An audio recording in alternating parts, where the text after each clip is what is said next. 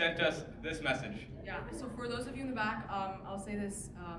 She said to quote, okay, in my intro, make sure I'm called smart, beautiful, amazing, and like, I'm very amazing. So, yeah.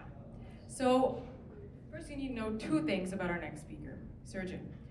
First, her talk is going to be about using natural language processing to detect fake news.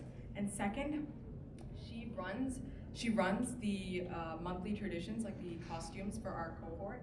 And she made me look like a minion for the IKEA challenge. And they had to pressure me to put this picture on. Please do not take a picture of this. But everyone, please welcome Surgeon.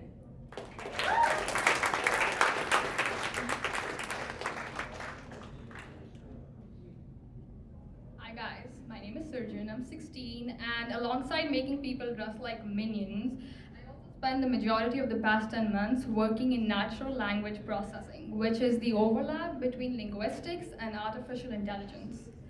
Now, I think in the past 5 seconds, we've created this bond, so I can tell you a secret. When I was like 5 or 6 years old, I became very big online. And my mom caught on to it pretty quick, she really did. So she decided to read this book to me. It was called The Boy Who Cried Wolf. It was essentially to warn kids not to joke about possible threats, because it might turn people ignorant when these threats turn into reality. Well, that was good enough to scare me for a while. But a couple days ago, when I was recalling the story, it got me thinking. If at the age of 5, we were being warned about the possibility of fake news and its subsequent consequences, what would happen if it actually manifested its way into our society? Well, it already did. Today, 90% of Canadians say they've fallen for fake news. 53% say it happens seldom, and 33% say it happens often. All of this made me question something bigger. In this time of mass information, are we the most ignorant generation? So essentially, when faced with such a glut of information, how do we differentiate between what's reliable and what's not?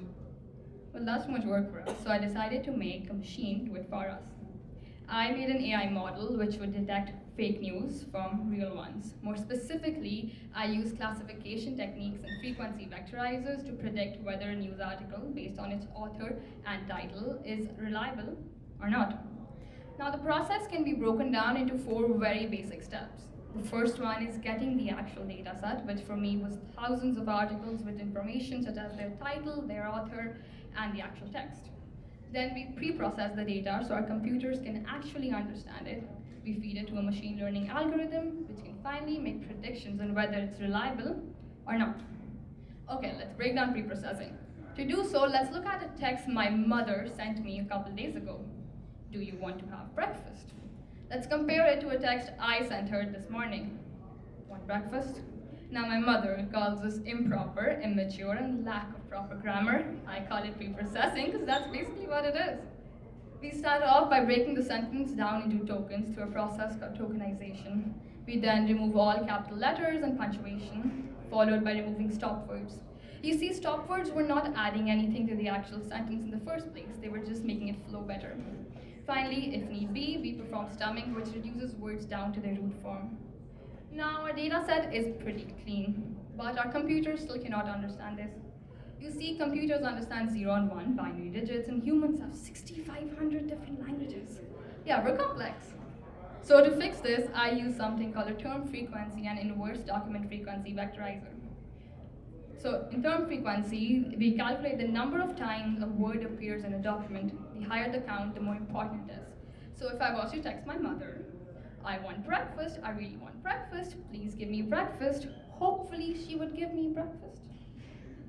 Inverse document frequency, though, refers to the amount of documents a word is referred to in. The higher the count, the less it matters. You see, if I was to post asking people to send breakfast reviews, each and every answer would have the word breakfast in it, making the word itself kind of irrelevant.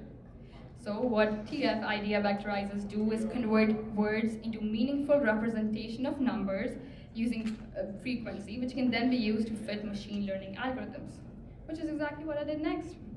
I use something called logistic regression. Logistic regression could be defined as regression analysis or prediction analysis for typically dependent variables.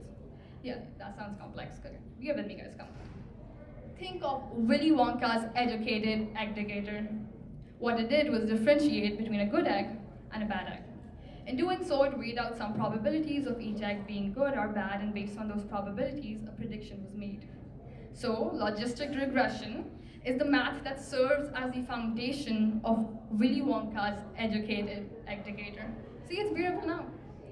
Next, using the sigmoid function, I calculated the threshold point. If the prediction made was higher than the threshold point, it would be deemed 1, which in our case means the news was fake. But if it is lower than the threshold point, it means 0, or which means real news. So, inspired by a text that traumatized me as a 6-year-old, taking help from a text I sent my mom and Willy Wonka, the legend himself, I was able to create a model that detects fake news from real.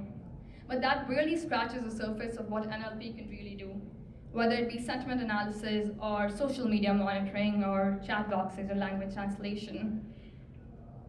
The overlap between linguistics and artificial intelligence makes computers understand humans much better, speeding tasks like never before.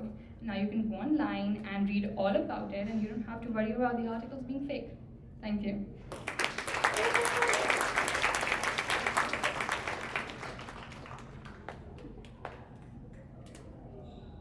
Wow.